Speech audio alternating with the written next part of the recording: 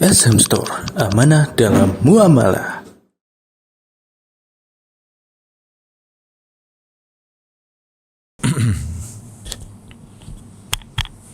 Bismillahirrahmanirrahim.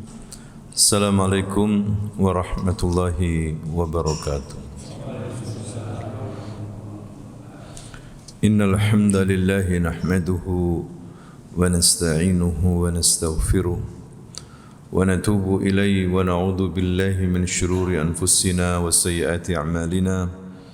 Man yahdihillahu fala mudilla lahu wa man yudlil fala hadiya lahu. أشهد أن لا إله إلا الله وحده لا شريك له وأشهد أن محمدا عبده ورسوله يا أيها الذين آمنوا اتقوا الله حق تقاته ولا تموتن إلا وأنتم مسلمون أما بعد فإن أصدق الحديث كتاب الله وخير الهدي هدي محمد صلى الله عليه وسلم وشر الأمور محدثاتها وكل محدثة بدعة وكل بدعة ضلالة وكل ضلالة في النار. إخواني وأخواتي في الله رحمكم الله، أوصيكم ونفسي بتقوى الله فقد فاز المتقون. Bapak Ibu, para jamaah yang dimuliakan Allah Subhanahu wa taala, alhamdulillah pada subuh pagi hari ini kita bisa melaksanakan salat secara berjamaah. Mudah-mudahan salat kita ini diterima Allah Subhanahu wa taala. Amin ya rabbal alamin. Kemudian kita lanjutkan dengan kajian. Hadir di majelis ilmu untuk meneruskan pembahasan kita masalah fiqih, terutama yang berkaitan dengan fiqih muamalah.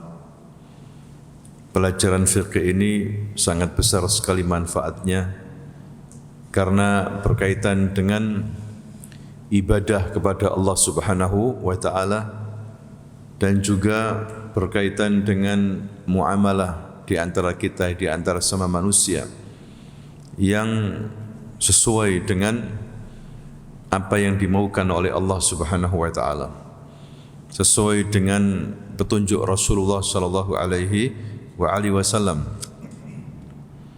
Kita akan lanjutkan yaitu tentang bab yang ke-13 tentang syuf'ah dan jiwar. Pada dasarnya Bapak Ibu, tentang muamalah jual beli dalam Islam itu dibolehkan. Apa saja, selama tidak ada dalil yang mengharamkan. Itu kalau masalah duniawi. Jadi yang diharamkan itu sedikit sekali, sedangkan yang hal itu banyak sekali, tidak terhitung. Apapun muamalahnya itu halal, kecuali yang diharamkan. Beda masalah ibadah. Masalah ibadah itu asalnya haram, tidak boleh, sampai ada dalil yang membolehkan. Karena ibadah itu harus sesuai apa yang dimaukan oleh Allah, apa yang diinginkan oleh Allah, apa yang telah diajarkan oleh Rasulullah sallallahu alaihi wasallam. Jadi tidak boleh asal kita beribadah, ya, harus ada dalilnya. Makanya setiap ibadah apapun itu asalnya haram, tidak boleh kecuali ada dalilnya dari Nabi. Kalau masalah duniawi, masalah muamalah itu banyak sekali yang halal, tapi sedikit yang apa? Yang haram. Makanya dalam muamalah kita tinggal belajar tentang hal-hal yang haram saja. Karena itu sedikit dibandingkan dengan apa? Yang halal itu banyak sekali. Ya. Di sini Allah Subhanahu wa taala ingin memberikan kepada kita rukhsah, keringanan bagi hamba-hambanya. Tetapi hadirin sekalian, tetap kita ini harus banyak belajar, ya, dalam masalah muamalah. Karena banyak sekali di antara umat Islam tidak mengerti masalah muamalah. Ya, masalah jual beli, sewa menyewa, masalah pinjam meminjam, ya, masalah ini syuf'ah dan jiwar. Ini perlu kajian secara khusus seperti sekarang ini, perlu fokus sejenak karena berkaitan dengan muamalah ini yang berkaitan dengan syarikat atau kongsi. Ya, asalkan semuanya itu dibangun secara adil. Ya, kemudian tidak ada namanya gharar, hal-hal yang tidak jelas. Tidak ada unsur riba, tidak ada tipu menipu atau perbuatan zalim. Ya, itu dibolehkan oleh Allah Subhanahu wa taala. Kembali kepada bab kita pagi hari ini tentang syuf'ah dan jiwar. Syuf'ah, apa itu asy-syuf'ah? Dikatakan di sini Bapak Ibu, asy-syuf'ah yaitu hak rekan mengambil alih bagian rekanannya.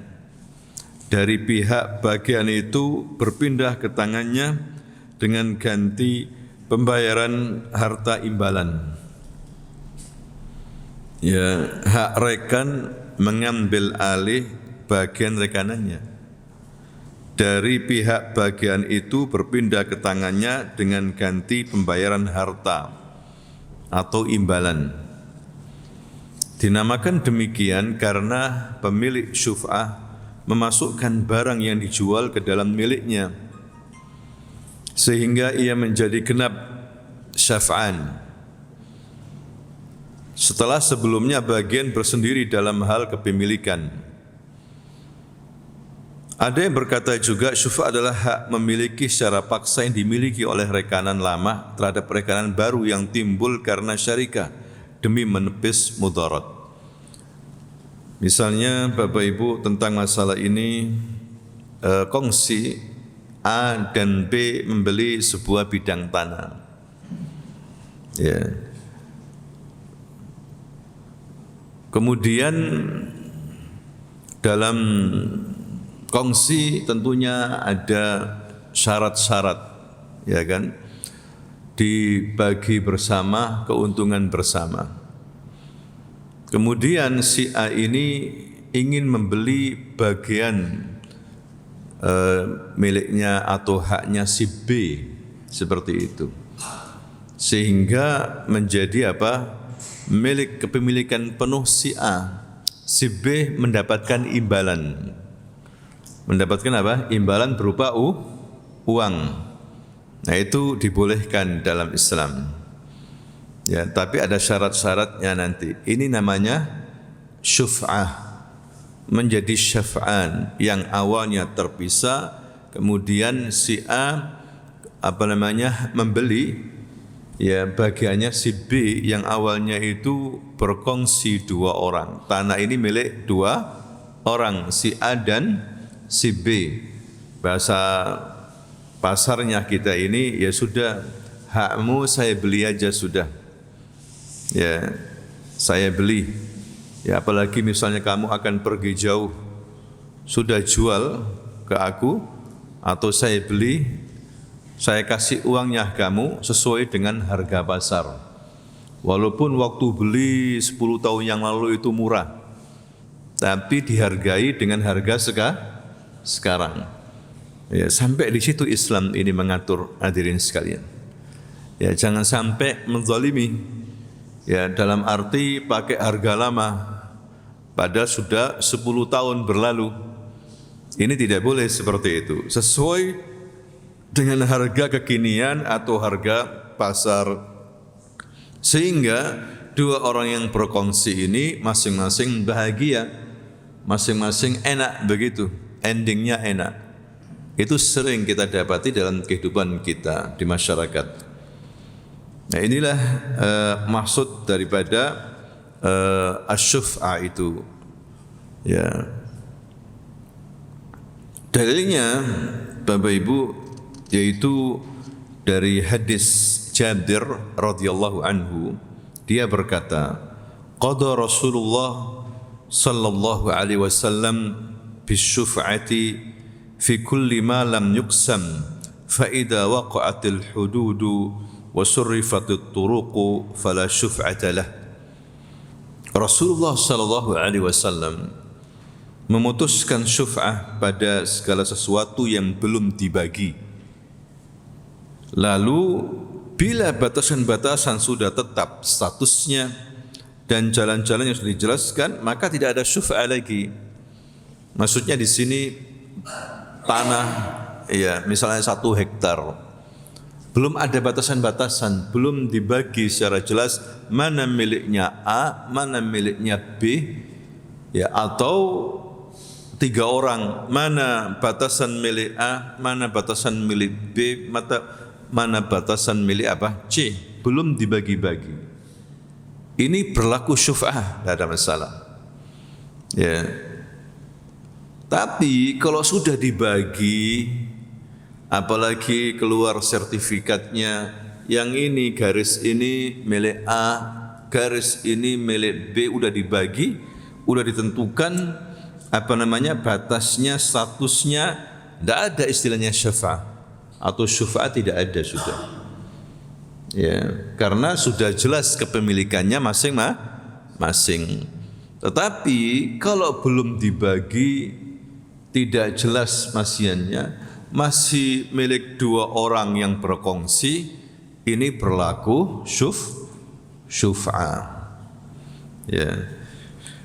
Dalam riwayat yang lain, qada Rasulullah sallallahu alaihi wasallam bisyuf'ah fi kulli syarikatin lam tuqsam rab'atin aw ha'itin la yahillu lahu an yabi'a hatta yu'dina syarikahu fa in syaa'a akhadha wa in syaa'a taraka fa idza ba'a wa lam yu'dinhu fa huwa ahaqqu bihi.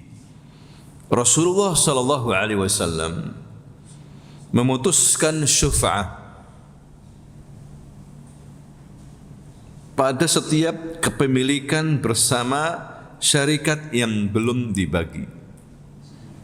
Ya, jadi Rasulullah memutuskan karena Rasul sebagai qadhi waktu itu, ya, hakim di masyarakat kaum muslimin saat itu. Maka Rasul memutuskan perkara, ya, memutuskan asy-syuf'ah, tanah atau kebun, karena belum dibagi batasan-batasannya, statusnya tidak jelas, masih kepemilikan misalnya A dan B, itu diputuskan berlaku syuf'ah. Kalau A ingin membeli semuanya, maka A harus memberikan ganti rugi kepada B atau sebaliknya seperti itu. Ya. Tidak halal bagi pemiliknya untuk menjualnya sehingga dia memberitahu rekanannya. Tidak boleh A misalnya menjual ke pihak ketiga, menjual ke C. C itu orang lain yang tidak masuk syarikat, ya, tidak masuk kongsi, tanpa memberitahu kepada si B, tidak boleh. Ya, karena si B ini pertama yang berhak untuk dimintai pendapat atau mau dijual ke B, itu yang paling pertama daripada orang lain, seperti itu. Maka Nabi mengatakan begini, tidak halal bagi pemiliknya untuk menjualnya sehingga dia memberitahu rekanannya itu, syariknya itu, rekannya itu yang berkongsi. Lalu bila rekanannya berkenan, maka boleh mengambilnya. Kalau B mengatakan, mengatakan, ya B, saya mau menjual ke teman kita, ada teman kita yang mau beli tanah kita ini. Bagaimana pendapatmu? Oh ya, tidak apa-apa. Berarti boleh dijual. Seperti itu. Lalu bila dia menjualnya dalam keadaan belum memberitahu rekanannya, maka rekan tersebut lebih berhak dengannya. Misalnya tiba-tiba menjual tanah ini ke orang lain tanpa pengetahuan kongsinya, syarikatnya itu, B ini, maka B berhak untuk menuntut. B berhak ngomong sama pembeli itu saya punya hak di situ. Kok enak saja abang menjual begitu saja. Ya, kita selesaikan dulu. Tidak bisa, saya punya hak juga di situ. Paham ya, Bapak Ibu ya? Itu maksudnya asyuf'ah. Jadi kalau mau menjual harus pengetahuan kongsinya, atau menawarkan kepada kongsinya itu lebih berhak. Ya, itu etika yang harus dijalankan oleh yang berkongsi. Begitu juga misalnya kita sama tetangga, kita tawarkan dulu sama tetangga kita kalau kita mau apa, jual rumah. Barangkali dia menginginkan seperti itu. Ya, nah itulah yang disabdakan oleh Rasulullah sallallahu alaihi wasallam. Kemudian juga dari Nabi sallallahu alaihi wasallam beliau bersabda, jarud dar ahaqqu biddar. Nah ini dasarnya. Hadis riwayat Tirmizi. Tetangga rumah itu lebih berhak di atas rumahnya atau atas rumahnya. Para ulama berijma, bersepakat menetapkan syuf'ah bagi seorang rekanan pada tanah atau rumah atau kebun dijual dan belum dibagi. Ya. Jadi seperti yang kita katakan dalam muqaddimah, dalam syuf'ah itu kalau belum dibagi-bagi, belum dipetak-petak, belum statusnya enggak jelas, masih dalam sebuah tanah milikan bersama, itu boleh syuf'ah. Tapi kalau sudah dibagi-bagi, apalagi dengan istilah apa namanya itu, sudah dibatas-batasi, ya ini tidak ada syuf'ah lagi. Karena pemilikannya sudah jelas. Ya, jadi siapa boleh walaupun tidak memberitahu si A karena sudah jelas. Hadirin sekalian, dari sini dapat diketahui bahwa pensyariatan syuf'ah itu berdasarkan sunnah dan ijma'. Hukum-hukum yang berkaitan dengan syuf'ah. Yang pertama, Bapak Ibu, kita pelan-pelan di sini ya. Seorang rekan tidak boleh menjual bagiannya sehingga dia memberitahu dan menawarkannya kepada rekanannya. Lalu bila dia menjual dalam keadaan belum memberitahu rekanannya, maka rekan itu lebih berhak atas apa yang dia jual itu. Seperti yang kita katakan tadi itu, harus mengetahui atau diketahui rekanan kongsinya kalau mau menjual rumah atau tanah. Kalau si B misalnya tidak tahu, maka si B berhak untuk apa yang dijual tadi itu. Ya, bisa menarik kembali sebentar, tidak bisa gitu aja. Ya, kembali lagi, saya harus tahu berapa harganya. Ya, saya harus tahu. Nah inilah Bapak Ibu, supaya tidak ada perselisihan, percekcokan, tidak ada pengkhianatan, tidak ada yang dizalimi dalam bermuamalah. Lihat bagaimana Islam mengatur semuanya ini, Bapak Ibu, luar biasa sekali syariat Allah Subhanahu wa taala. Karena bisa jadi A dan B berkongsi, salah satunya berkhianat, dijual, dibawa lari uangnya. Bisa enggak terjadi seperti itu? Bisa. Sehingga B berhak menuntut, melaporkan ke pemerintah. Ya, ini curang ini si A. Wong saya ada saham di situ. Saya ada hak bagian di situ. Kok saya enggak diberitahu? Dijual begitu saja. Nah, dia bisa menuntut. Maka dicari si A ini. Hadirin sekalian. Kemudian yang kedua, syuf'ah tidak ditetapkan pada selain tanah dan properti. Tidak ada syuf'ah pada benda-benda bergerak seperti hewan, perabotan dan lain-lainnya. Jadi tidak yang bergerak. Tanah bergerak enggak? Ya, kecuali dipikul. Tanah bagaimana dipikul? Maksudnya batasan-batasannya itu. ya, rumah besar. Jadi kalau hewan perabotan tidak berbicara syuf'a. Tidak ada istilah apa? Syuf'a. Istilah yang lainnya. Kalau syuf'a itu dibatasi barang yang tidak apa? Bergerak. Hadirin sekalian.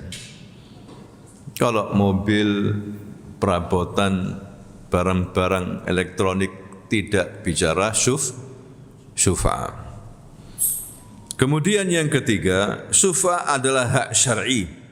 Tidak boleh melakukan tipu muslihat untuk menggugurkannya, karena hak ini ditetapkan dalam rangka menepis mudarat dan rekanan.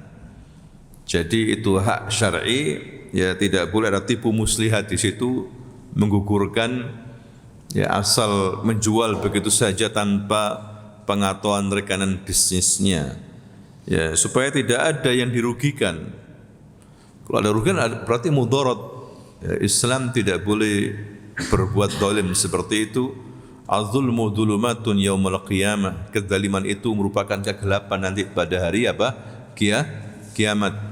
Lebih baik muamalah kepada manusia kita selesaikan dengan baik, dengan adil, sebelum apa? La yanfa'u malun wala dinarun wala dinar, sebelum tidak manfaat nanti harta benda. Ya, yang ada itu justru nanti kebaikan kita yang diambil oleh Allah dan diberikan kepada orang yang kita zalimi itu.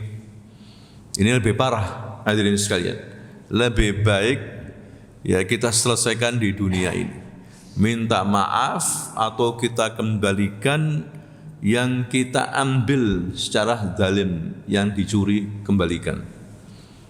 Ya, sebelum nanti tidak manfaat dinar wala dirham. Urusan manusia lebih berat nanti. Kalau kita berdosa kepada Allah, kita minta maaf, beristighfar. InsyaAllah Allah apa? Menerima maaf kita. Tapi kalau urusannya manusia diselesaikan di dunia ini. Jangan sampai di akhirat yang kemudian dikatakan oleh Rasulullah hakikat orang yang bangkrut. Ya, bukan orang yang enggak punya harta, enggak punya uang di akhirat itu, tidak. Hakikat orang bangkrut itu orang yang banyak sholatnya, banyak ibadahnya, tetapi dia menzalimi orang. Akhirnya pahala-pahala ibadahnya itu diambil oleh Allah dan diberikan kepada orang yang dizalimi. Kalau belum cukup kejelekannya orang zalimi itu diberikan ke dia, rugi akhirnya dilempar ke neraka. Ini bahaya, hadirin sekalian. Ya, kita harus hati-hati. Banyak orang nekat sekarang ini karena terjepit masalah ekonomi. Ya, dia berbuat apa saja. Yang haram pun dia embat. Ngerti sekarang ini, ngeri sekarang ini. Ya, kecuali orang-orang yang memang belajar ilmu agama, masih punya iman, dia takut. Tidak asal muamalah. Yang penting itu halal. Ya, walaupun itu sederhana dan sedikit halal daripada banyak haram. Kembali kepada syuf'a tadi itu. Syuf'a yang keempat ditetapkan pada rekan sesuai dengan kadar kepemilikan mereka. Misalnya 50-50 memang ya sudah 50-50 bagiannya, atau 60-40 sesuai dengan bagiannya masing-masing. Barang siapa memiliki hak syuf'a, maka dia bisa mengambilnya dengan harga pasar barang itu. Biasa dijual dengannya, sama saja membayarnya dengan kontan atau kredit. Sesuai dengan harga pasar sekarang ini, bukan harga dulu. Misalnya temannya ini butuh untuk mengambil alih semuanya ini karena dia mau buka toko besar. Ya, maka dia ngomong sama B, ya B udah saya beli aja hakmu. Harus sesuai dengan harga pasar. Bisa dibayar kontan atau apa? Kredit. Itu hadirin sekalian. Ya, mungkin dia butuh harus atau untuk keluarganya, mau bangun untuk keluarganya. Ya, sedangkan dia nggak butuh misalnya. Ya sudah. Ya, yang lebih butuh itu harus disegerakan. Ya sudah, saya jual, kata si B. Tapi dengan harga pasar, harga sekarang, bukan harga waktu kita beli. Ya, 20 tahun yang lalu. Ya, tidak boleh seperti itu. Islam sangat rinci dalam masalah kongsi ini, hadirin sekalian. Kemudian hukum syuf'ah ditetapkan dengan sebab status bagian pindah tangan dari rekanan itu melalui jual beli yang jelas atau semakna dengan jual beli. Maka tidak ada hukum syuf'ah pada bagian saham yang beralih dari kepemilikan rekanan yang bukan melalui proses jual beli seperti hibah tanpa timbal balik, warisan dan wasiat. Ya, murni jual beli ini. Kalau memang ingin mengambil hak si B, temannya itu, rekanannya, tidak boleh mengatakan ya sudah, kasihkan saya hibah aja. Ya, hibah aja. Kalau dia memaksa tidak boleh. Sedangkan si B nggak setuju, pengennya jual beli. Seperti itu. Kecuali kalau si B mengikhlaskan, ya sudah wis ambilan. Kamu butuh kan? Ambilan. Ya itu bagus sih. Ya, karena dia mungkin punya tanah banyak. Ya sudah, ini ambilan. Karena kita ukhuwah. Ukhuwah, ambilan. Boleh enggak seperti itu? Boleh kan ya? Ya, ridho. Tapi dia enggak ridho, dia diam aja, dipaksa, ya hibahkan aja ke saya. Berikan aja ke saya, hakmu itu. Ya. Atau tulis wasiat bahwa kamu memberikan ini kepada saya, dipaksa misalnya, tidak boleh. Ya, seperti itu. Jadi harus dengan cara apa? Jual beli. Aku beli, tak kasihkan uangnya, harganya memang seperti itu. Jelas, hadirin sekalian. Ya.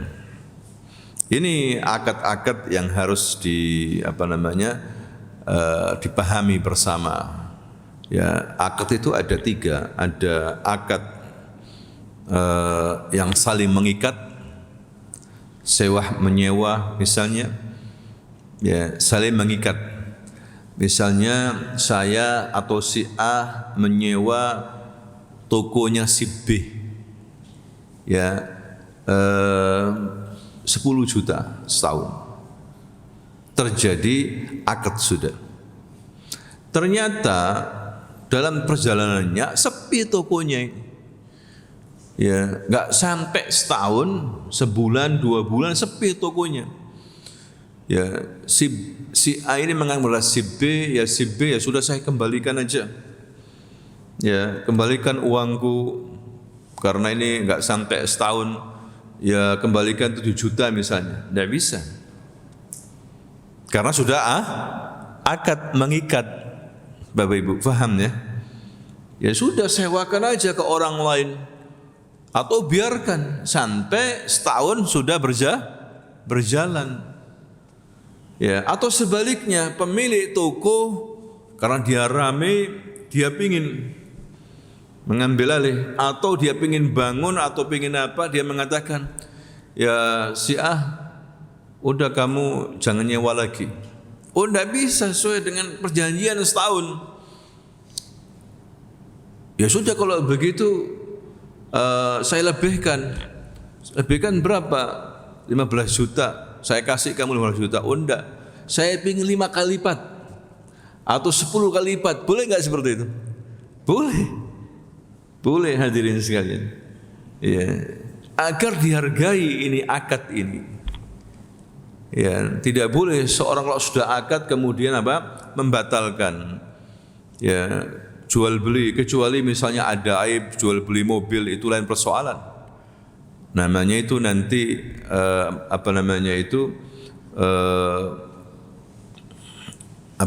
ada pilihan bagi pembeli. Pembeli boleh meneruskan membelinya atau mengembalikan karena ada cacat. Paham ya? Ada akad yang tidak mengikat.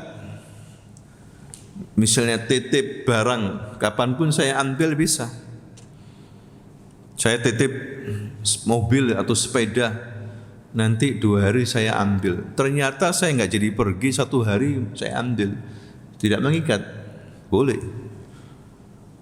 Atau akad mengikat satu pihak saja, ya, menggadaikan barang, ya, menggadaikan barang nanti sama, misalnya menggadaikan ke saya kasih uang ke dia. Ya, dia harus mengembalikan uangnya, ya, sesuai dengan perjanjiannya, seperti itu. Asal tidak ada riba atau tambahan. Hadirin sekalian, titip barang.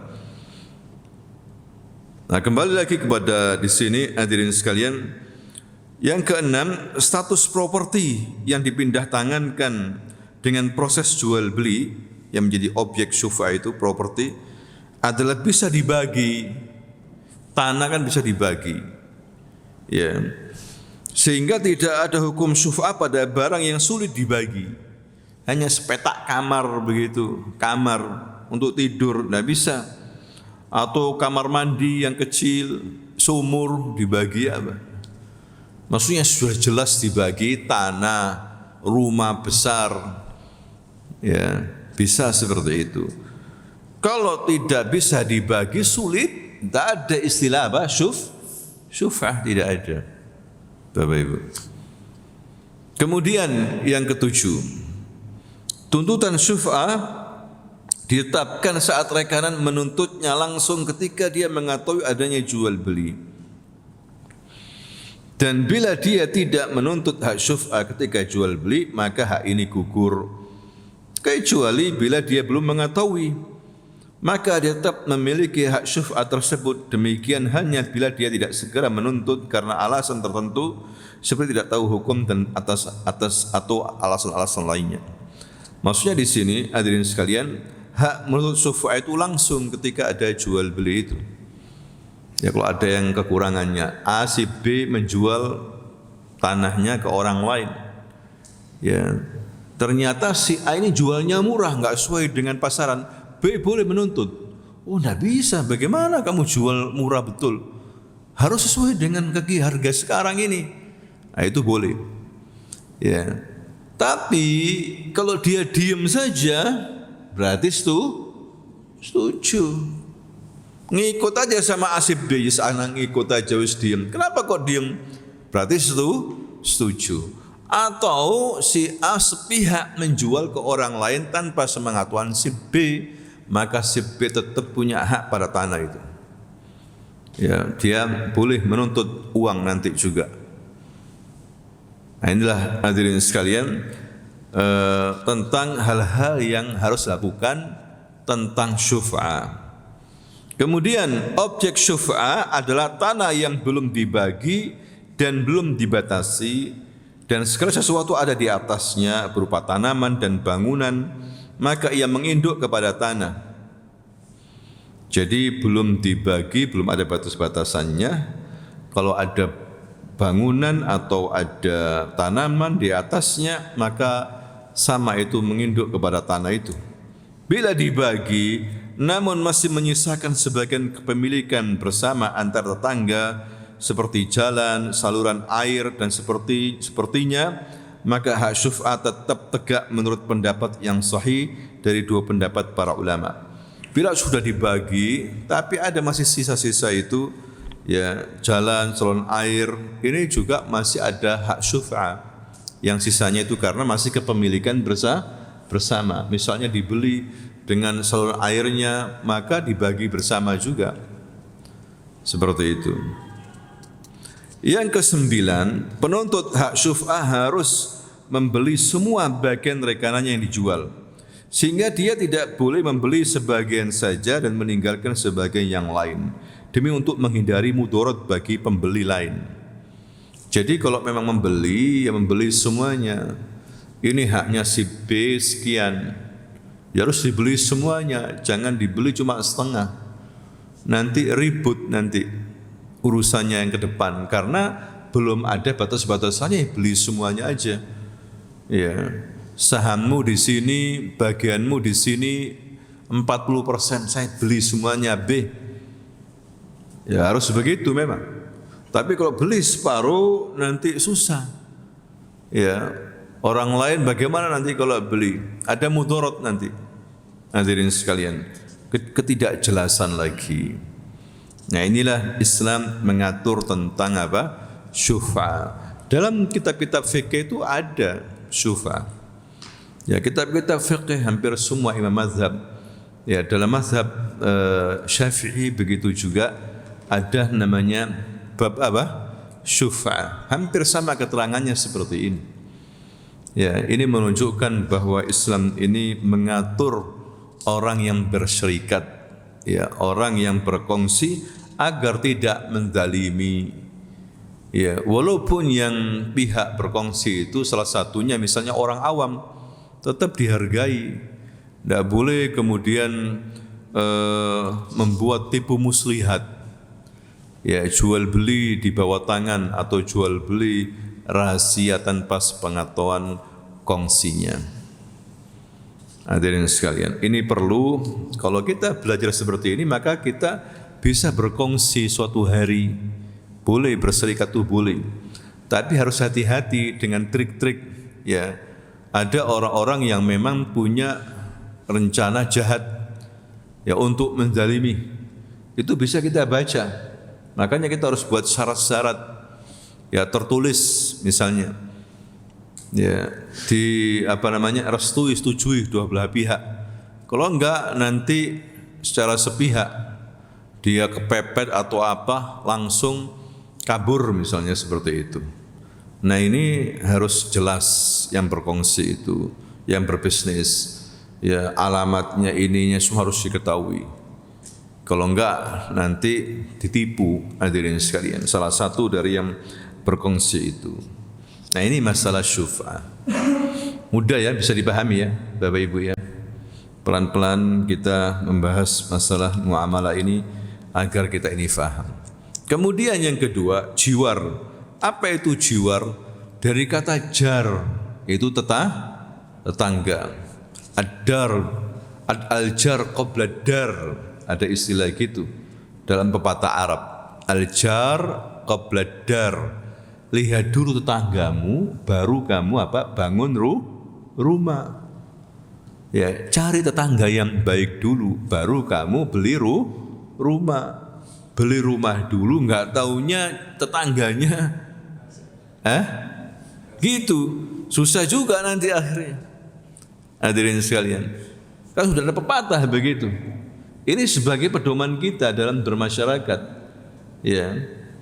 Ya betul, memang kita harus berdakwah, tapi tidak semua orang siap ya untuk berbuat baik itu. Ada yang memang resek tetangganya, kan gitu ya. Susah, ya. Ternyata tidak seiman dengan kita, ribut akhirnya. Ya. Ada orang dikasih hidayah sama Allah dengan mudah, ada yang nggak dikasih hidayah, kan begitu ya. Kita cari aman saja, ya kan? Seperti itu. Makanya dalam bertetangga itu diatur dalam Islam itu. Ada hak-hak tetangga, ya, walaupun non Muslim, agar tidak berseteru, ya, agar tidak bertengkar, Bapak Ibu. Tetangga itu memiliki hak atas tetangganya. Sungguh Nabi SAW telah berwasiat agar seorang berbuat baik kepada tetangganya, sampai hampir beliau memberikan hak waris kepada tetangga, sampai seperti itu. Walaupun akhirnya tidak boleh, tetangga tidak bisa dapat hak apa? Waris. Seakan-akan hampir boleh dikasih warisan. Begitu pentingnya hak tetangga untuk kita hargai. Begitu juga Jibril terus menerus datang kepada Nabi agar berbuat baik sama tetangga, sampai seakan-akan diwariskan itu harta untuk tetangga, itu diberikan warisan. Begitu pentingnya ya memberikan hak tetangga, adab bersopan santun sama tetangga, ya, sampai seperti harus dikasih warisan, padahal tidak boleh kan? Kecuali kalau tetangganya itu memang hak waris, punya apa? Hak waris. Saudara misalnya, kakak, adik, itu kan apa namanya? Berhak untuk mendapatkan apa? Warisan. Tetangganya memang bukan orang lain. Ya, memang berhak untuk mendapatkan apa? Warisan. Paham ya, Bapak Ibu ya? Nah, barang siapa butuh kepada tetangganya, misalnya dia butuh untuk mengalirkan air melalui tanah tetangga atau jalan setapak melalui tanahnya atau seperti itu, maka pemiliknya patut membantunya mewujudkan hajat tersebut, baik dengan ganti rugi atau secara gratis.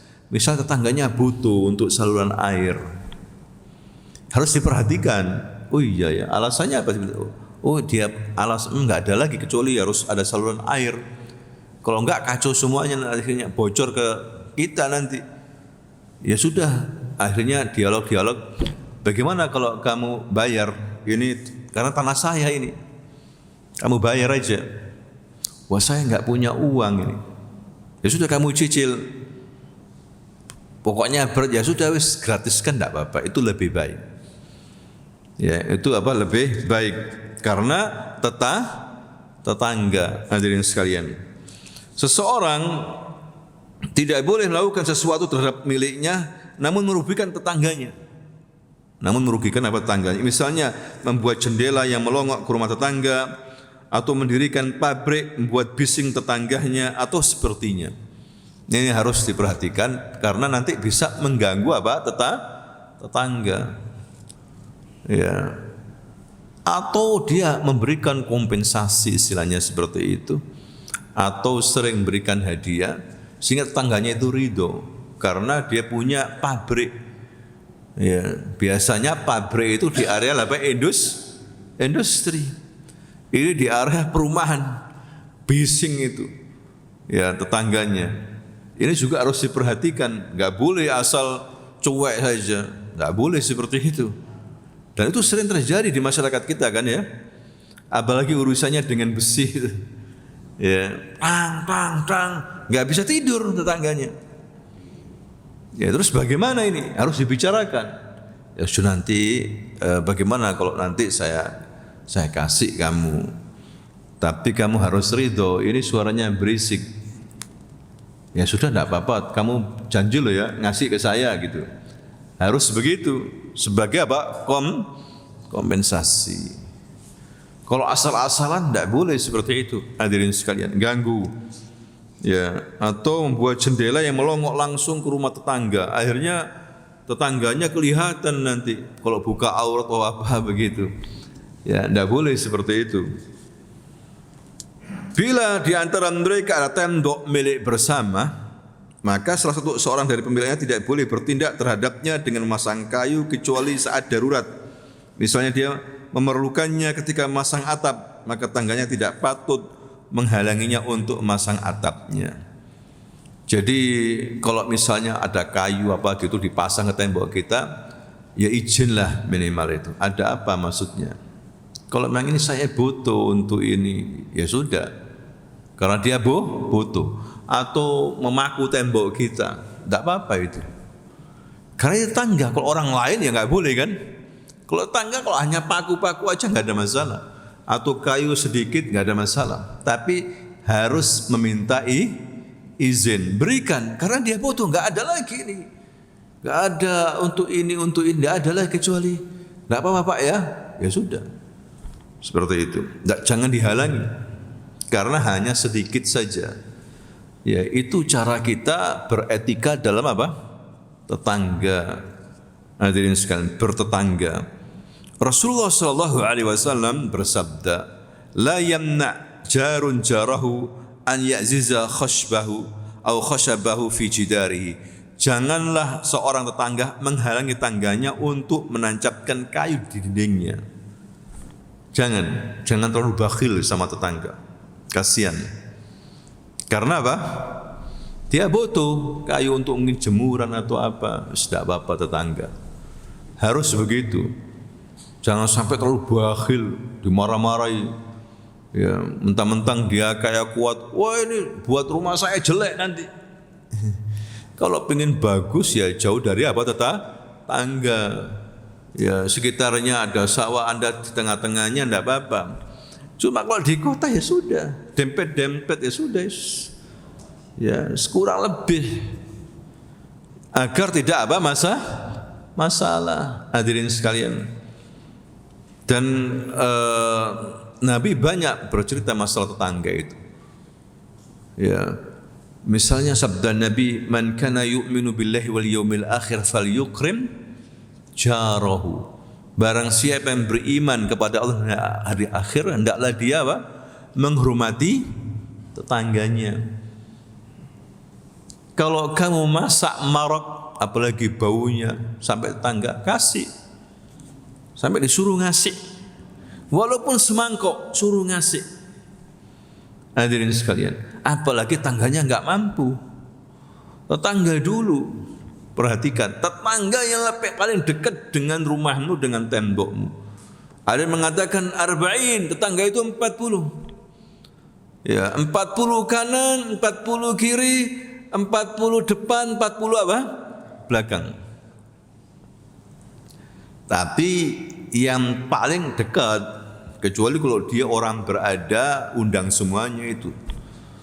Ya, tetap dinamakan tanggal itu 40 itu. Ya. Kalau di apartemen 40 ke atas, 40 apa? Ke bawah. Mungkin seperti itu ya. Artinya kita kenal, oh ini 40 kiri siapa, 40 kanan ini siapa, agamanya apa, itu lebih bagus lagi nanti. Ya. Oh ngerti, oh ini non muslim, ini muslim. Oh ini begini, oh ini begini. Harus ngerti. Hidup bertangga itu. Jangan tidak peduli seperti orang sekarang. Tetangganya nggak tahu siapa itu tetanggaku. Ya, tidak boleh seperti harus tahu. Hadirin sekalian. Masa kita kalah sama orang-orang bule? Dulu waktu saya di Australia, jadi mereka itu luar biasa dalam bertetangga itu. Ya, mereka mengerti non Muslim. Kita ini pergi dijaga rumah kita ini. Ya, surat-surat itu dipegang sama dia. Hatta koran, majalah atau buku kiriman teman dijaga sampai kita kembali dikasihkan. Ini belum saya buka, ini surat-surat semuanya lengkap. Bayangkan. Kadang halaman kita dibersihkan. Itu rumput dibersihkan sama mesin, ya. Luar biasa. Sehingga aman, hadirin sekalian. Begitu juga kalau dia pergi kita jaga. Seharusnya begitu tetangga itu. Jangan sampai kita pergi takut, waduh, nanti motor hilang. Ya, jangan khawatir Pak, motor Anda akan saya jaga. Malam saya jaga kalau ada orang asing. Seharusnya begitu, tenang hadirin sekalian. Ada enggak di masyarakat kita seperti itu? Ada sebagian Pak. Tapi ya lebih baik kita titipkan aja di penitipan. Gitu. Ya. Ini masalah tetangganya tidak aman. Tetangganya tidak aman. Ini tidak baik, ini tidak baik. Masa kalah kita sama non muslim? Luar biasa mereka itu. Akhlak. Tapi enggak semuanya juga. Ada yang maling juga, ada. Tapi kebanyakan begitu umat Islam yang hidup di negeri minoritas Islam di sana. Di luar negeri itu begitu. Teman-teman banyak ngomong seperti itu. Saya tanya juga teman-teman yang punya rumah di sana itu. Ya atau ngontrak, itu luar biasa. Ya kalau ada momen dikasih hadiah kita, ya boleh enggak kita makan hadiahnya mereka? Boleh. Selama itu apa? Halal. Makan enggak apa-apa. Ya, enggak ada urusannya selama itu halal. Itu cara kita bertetangga. Ya, dijaga kalau malam ada orang mencurigakan bukan keluarganya, tanya, "Pak, siapa Bapak?" Harus begitu. Apalagi tetangga Anda bepergian kosong. Harus dijaga itu, kewajiban. Sebagaimana kita menjaga rumah kita sendiri. Kita enggak peduli tetangga saya bukan keluarga saya, enggak boleh seperti itu. Ya, ini Islam mengajarkan. Hadirin sekalian, sampai seperti itu. Kemudian yang terakhir di sini, hukum-hukum jalan. Tidak boleh mempersempit jalan kaum muslimin secara umum. Tidak boleh. Ya, ini tetap jalannya lebar, jangan dipersempit. Apalagi jalan umum, tidak boleh. Tidak boleh membangun pada tanah milik sendiri, namun membuat jalan kaum muslimin sempit. Sempit di sini terlalu sempit. Tidak boleh, walaupun tanahnya dia. Ya, lebih baik kita mementingkan jalan untuk kaum muslimin sehingga kita dapat pahala. Apalagi dilewati banyak orang, kita dapat pahala. Jangan sampai mempersempit. Misalnya cukup untuk satu orang ya, itu tanah kita ini. Kemudian kita tutup sehingga kita miring maksudnya. Ya, jangan begitu. Ya, mempersempit ini. Tidak boleh membuat parkiran untuk hewan, kendaraan atau mobilnya di trotoar. Tidak boleh, jangan asal-asalan hadirin sekalian. Ini jalan umum tiba-tiba dia bangun. Ya, ngambil tanahnya orang trotoar. Tidak boleh. Ya, untuk parkir hati-hati loh ini. Jalannya umum. Kadang-kadang kita ini asal-asalan. Ya. Berarti siap-siap kita untuk disingkirkan kendaraan kita itu. Ini trotoar ini, milik orang lain, milik orang banyak, tidak boleh seperti itu. Jalan adalah hak bersama, maka ia wajib dijaga dari segala hal yang bisa mengganggu orang yang lalu lalang. Seperti membuang sampah sembarangan, ya, membuang batang tikus, ya. Ini kan tidak bagus. Seharusnya kan kubur. Ini enggak ada adab sama sekali. Masa kita kalah sama non-muslim hadirin sekalian? Buang kotoran apalagi, ya. Karena sesungguhnya menyingkirkan sesuatu mengganggu dari jalan termasuk cabang-cabang iman. Yang seharusnya disingkirkan itu gangguan. Ini termasuk apa? Iman. Imatatul adza 'anil tariq. Jadi Rasulullah mengatakan afdhal iman la ilaha illallah, dan yang paling rendah wa adnaha menyingkirkan gangguan dari jalan. Lah kok diganggu jalannya orang, buang sampah malam hari nggak ada orang. Ya, ini adat-adat kebiasaan-kebiasaan yang buruk, tidak Islami sama sekali hadirin sekalian. Nah, itulah tentang syuf'a dan jiwar. Mudah-mudahan bisa dipahami dengan baik. Ya. Ini yang harus kita praktekkan, bukan hanya sekedar teori. Harus dipraktekkan tata cara bertangga, berkongsi, berserikat. Hadirin sekalian. Wallahu a'lam bissawab. Ya, seperti yang dikatakan tadi, biasanya memang ada pertanyaan, ada hal yang perlu didiskusikan, kami persilahkan. Ya. Assalamualaikum. Waalaikumsalam. Saya punya teman Ustaz, jual tanah separuh dari tanah itu ukurannya 250, kemudian tanah tersebut yang separuh dijual, ditawarkan pada saya, dan mungkin saya orientasikan dengan dia orang langsungan juga,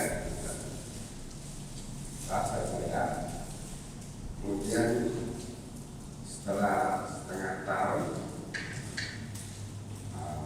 dia mendatangi saya sama istrinya. Saya juga sama istri saya ngobrol, Pak, tanam tak sirik. Apa? Pak, tanam tak sirik. Saya pinjam. Oh iya. Untuk saya jual tanpa modal ya. Boleh, tapi nanti saya berikan kasih di sekitarnya, tanah di sekitarnya. Dan saya ngomong jual. Dan kalau benar, kalau dijual 2 juta, mungkin saya pilih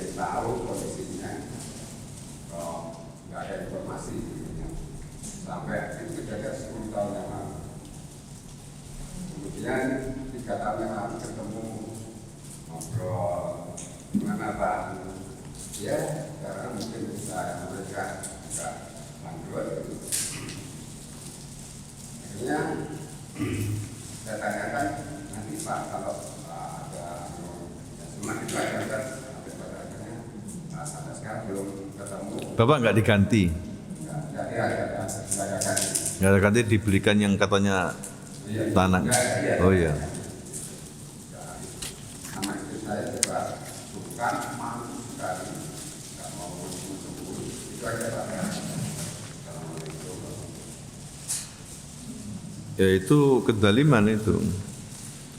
Ya, jadi dia harus berusaha. Kalau enggak nanti bahaya, mengambil tanah dijual kan, enggak diganti. Itu namanya penipuan, dan dia mengakui memang akan mengganti, enggak mengganti. Jadi istilahnya utang. Ya, tergantung Bapak. Kalau Bapak tetap menuntut, ya dia harus apa? Membelikan tanah sebagaimana janji pada awal akad itu. Ya, kalau Bapak meridhokan, ya pahala buat Bapak. Itu saja sebetulnya. Ya, jadi apa namanya? Di pihak yang salah tidak boleh memudahkan.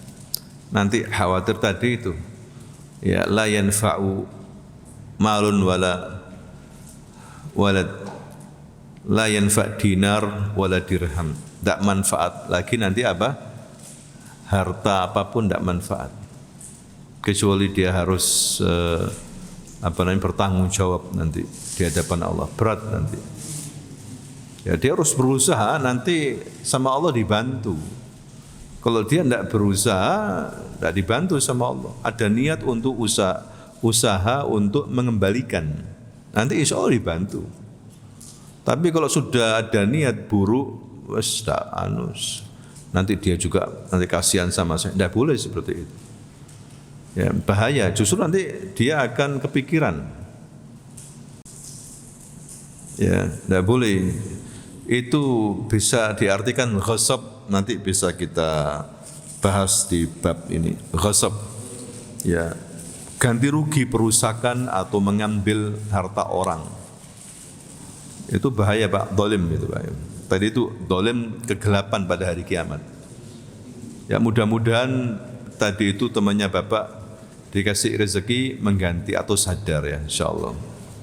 Ini ada pertanyaan berikutnya, Ustadz, apabila menyewakan rumah, toko dan belum masa kontraknya selesai, yang menyewa sudah tidak menggunakan karena dagangan tidak laku, apakah apabila ada orang yang ingin menggunakan lagi diperbolehkan dan harus mengembalikan sisa bulan sewa atau bagaimana Ustadz? Nah tadi itu seperti yang kita katakan, kalau masa sewa belum selesai, tidak boleh mengontrakkan yang punya kontrakan itu ke orang lain, tidak boleh.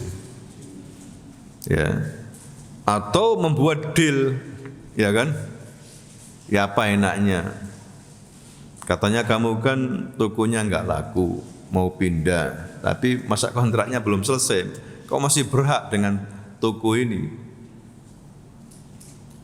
Kalau memang kamu ingin pergi, ya sudah saya kembalikan. Ya, mau enggak kamu? Kamu kan nyewa 10 juta. Ya saya kasih 3 juta, kamu pergi. Berarti dianggap apa? Selesai. Kalau dua belah pihak menyetujui enggak ada masalah. Ya, masalahnya nanti kalau si penyewa tidak apa? Setuju. Enggak bisa yang punya toko itu memaksakan. Udah kamu pergi sekarang, soalnya ada penyewa ini. Dia berani membayar sekian. Oh enggak bisa Pak, harus sampai selesai. Oh enggak, kamu harus pergi. Enggak bisa. Bagaimana supaya kamu bisa pergi? Ya Bapak kasih saya 50 juta. Boleh enggak seperti itu? Boleh. Hadirin sekalian. Ya. Kalau enggak saya enggak mau pergi. Nah itu. Jadi harus dihargai akad ini.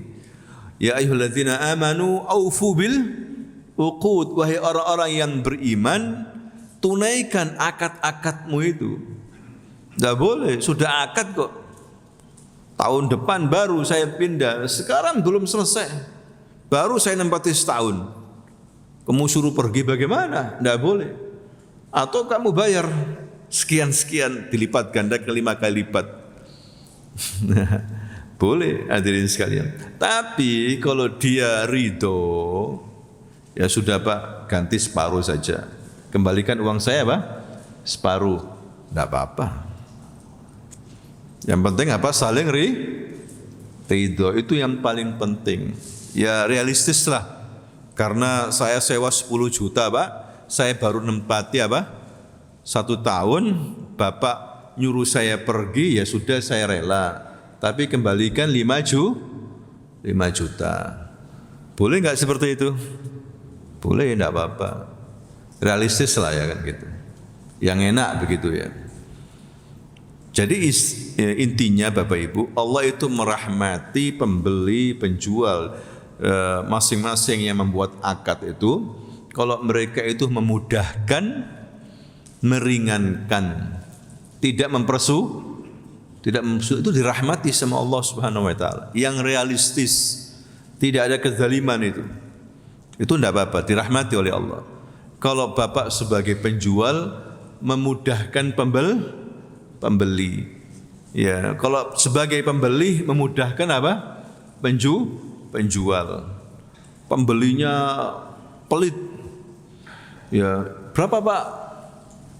Ini 500.000 harganya. Tawar berapa? 30.000. Sakit hatinya itu penjual itu. Terlalu berlebihan ini. Tidak boleh seperti itu. Ya. Dia tahu memang harganya sekian atau kurang-kurangnya 400.000.